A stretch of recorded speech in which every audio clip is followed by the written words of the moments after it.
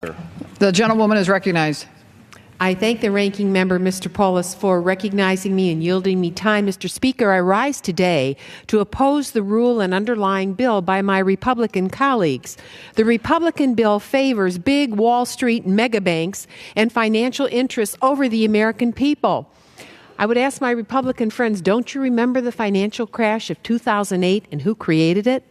Their bill repeals a new Consumer Financial Protection Bureau rule which cuts down on those companies' abilities to use so-called forced arbitration clauses which prevent cheated or defrauded consumers from going to court. In other words, they prevent the victims from going to court. They want to handcuff the customers, not the mega banks that took them to the cleaners.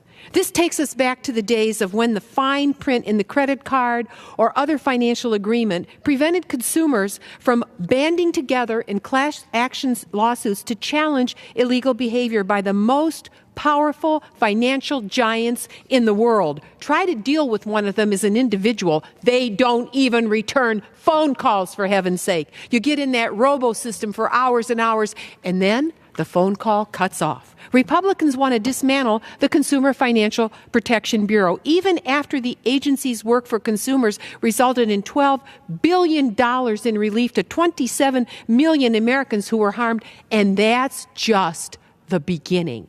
Why is this Republican-led Congress so keen on protecting companies like Wells Fargo that used arbitration clauses and class action bans to create fraudulent accounts, overcharge customers with debit fees and mortgages, and even avoid responsibility for their misconduct, criminal misconduct? You can laugh. Come and meet the millions of people who've lost their homes across this country or are underwater on their mortgages. There is no justice for them. The idea that banks can rip off consumers by abusing obscure clauses buried deep in their contracts is totally outrageous. The Consumer Financial Protection Bureau's rule banning the use of these clauses. General, time's expired.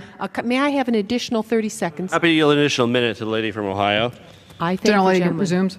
The Consumer Financial Protection Bureau's rule banning the use of these clauses is simply a common-sense step to ensure that all consumers have equal access to justice. This is the people's house. We should protect consumers from the wolves. Our job is to keep them at bay, not make it easier for them to prey on the American people. This is not what President Trump ran on. I urge my colleagues to vote no and stand with America's consumers over special interests, particularly the financial predators that brought this country to ruin. And I yield back my time to the gentleman.